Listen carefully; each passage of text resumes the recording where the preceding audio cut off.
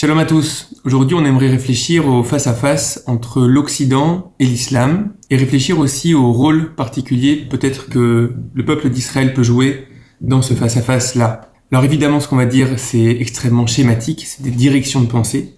On peut pas résumer des modèles civilisationnels que sont l'Occident et l'Islam, mais c'est aussi évident que au-delà du face-à-face politique, des conflits, du terrorisme, etc., c'est sûr que on est invité à réfléchir au XXIe siècle à deux civilisations, deux modèles de société qui s'affrontent, deux modèles de vie en fait qui s'affrontent, et réfléchir aussi à si le peuple d'Israël a quelque chose à dire dans ce face-à-face-là. À nouveau, pour le dire de manière très schématique et juste pour avoir une direction, on pourrait dire que l'Occident et l'Islam, il y a d'un côté ce qui est proposé, ça pourrait être une terre sans ciel, et de l'autre côté, ça pourrait être un ciel sans terre. Je vais essayer de m'expliquer. Dans l'Occident, en particulier, on va dire 20e siècle, 21e siècle, il y a une dimension qui est une dimension de prise en charge du réel, d'avancées technologiques immenses, de civilisation extrêmement construite, qui a un succès énorme dans sa gestion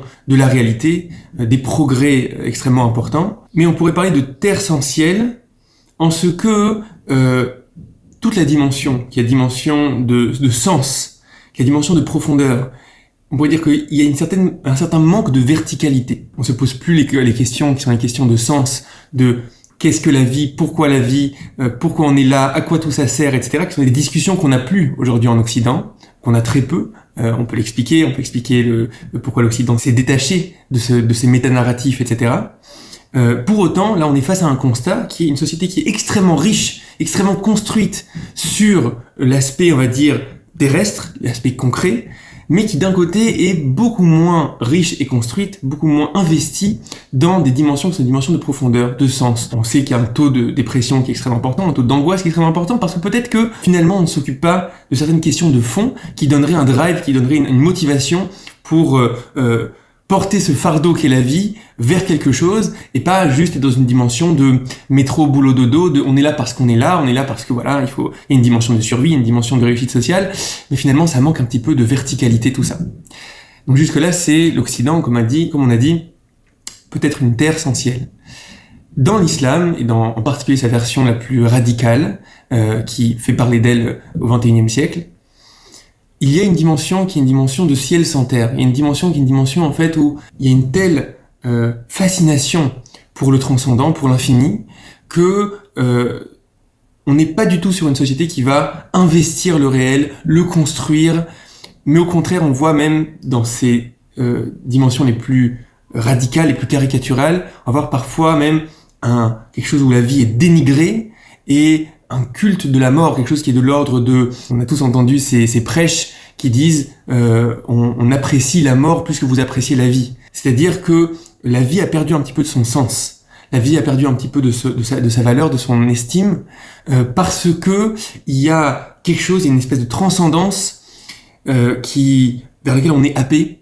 Par exemple, toute la problématique entre la place de l'homme et la place du divin, que l'homme a un libre arbitre, ou est-ce que tout est mektoub, tout est complètement prévu et décidé par le transcendant, par l'infini. Tout ça, c'est des choses qui viennent nous montrer que on a cette dimension qu'on a appelée de ciel sans terre. Et donc, dans ce face-à-face, évidemment, à nouveau, c'est schématique, on pourrait étudier ça et y réfléchir beaucoup plus en profondeur, mais je pense que ça peut donner une direction de pensée. Dans ce face-à-face-là, quelle est la place du peuple d'Israël ? Et j'aimerais y réfléchir à travers la notion de Jérusalem, de Yerushalayim, qui a toujours été l'horizon du peuple juif. Yerushalayim, quand on dit l'an prochain à Jérusalem, Jérusalem représente une espèce de version aboutie de ce que doit être le projet que le peuple juif doit porter pour le monde. Et on voit que le nom Yerushalayim, d'après nos textes, d'après le Midrash, est justement composé de deux termes, de deux dimensions.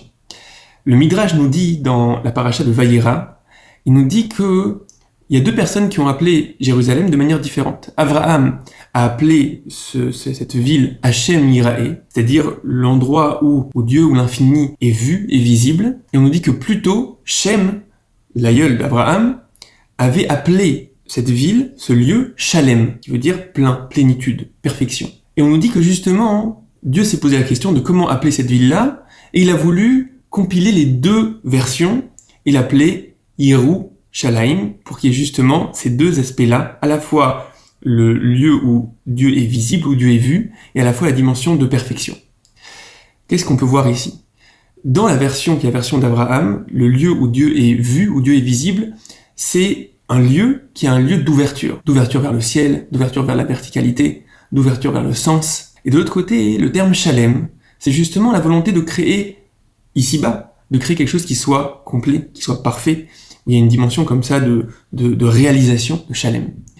Et le fait que l'horizon du peuple d'Israël soit justement composé de ces deux termes-là, il y a ici vraiment, à mon avis, la Bessora, c'est-à-dire le message même que nous on a apporté dans ce monde, c'est-à-dire la capacité de faire le lien entre ciel et terre, la capacité de faire en sorte qu'il y ait un ciel, qu'il y ait une terre, que le ciel n'annule pas la dimension du terrestre, et que la terre ne crée pas une espèce de désintérêt pour les dimensions qui sont les dimensions de profondeur, de verticalité. Toute la Torah en réalité doit se proposer comme cette espèce d'échelle.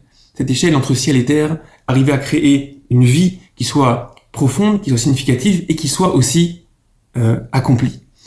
C'est justement la transcendance qui nous dit Ubacharta Bachaim, qui nous dit tu choisiras la vie. C'est-à-dire que le fait d'investir la vie, le fait de vouloir construire, perfectionner, n'est pas quelque chose qui est décorrélé de notre recherche d'infini, mais au contraire est là où va se réaliser notre recherche d'infini. D'ailleurs très intéressant parce que dans le Tanakh, lorsqu'on arrive au moment où le roi Salomon va construire Jérusalem, construire le temple de Jérusalem, juste après la construction du temple de Jérusalem, il y a la reine de Saba, Malkat Sheva, qui va venir rendre visite. Donc c'est une reine non juive qui est responsable d'un royaume, mais qui vient rendre visite à Salomon pour voir un petit peu comment elle peut s'inspirer du modèle qu'il a proposé. Et donc on nous dit ici, là-bas, donc on est dans le livre de Melachim, le livre des rois, au chapitre 10, Vatere Malkat Sheva et kol chokhmat Shlomo v'abayit asher bana. Elle a vu toute la sagesse de Salomon et la maison, le palais qu'il avait construit. Uma'achal shulchano, u'moshavavadav, u'ma'amad misharto, et elle voit l'opulence, l'abondance de sa table, etc.